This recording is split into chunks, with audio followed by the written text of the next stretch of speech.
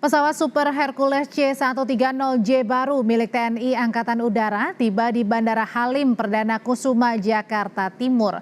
Pesawat bernomor ekor A1340 merupakan pesawat kedua dari 5 unit yang dibeli Kemenhan dari pabrikan Lockheed Martin asal Amerika Serikat.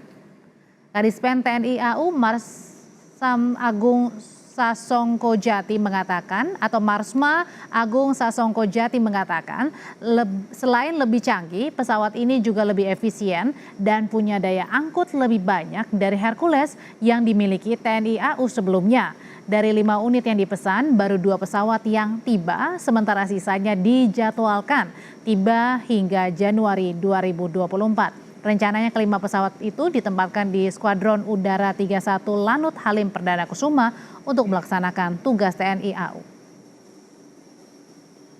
Pesawat ini bagus, brand new dibandingkan dengan pesawat Hercules kita lainnya yang umurnya sudah lebih dari 30 tahun bahkan setengah abad. Namun tidak usah khawatir, Hercules yang setengah abad pun kalau dirawat pasti tetap bagus. Demikian pula apalagi yang baru seperti ini. Dan ini akan meningkatkan kemampuan kita untuk membantu masyarakat, membantu pertahanan, membantu keamanan, dan tentu saja untuk pembangunan kita semua. Keunggulannya dia lebih cepat, lebih tinggi, lebih banyak, daya angkutnya lebih hemat, lebih irit.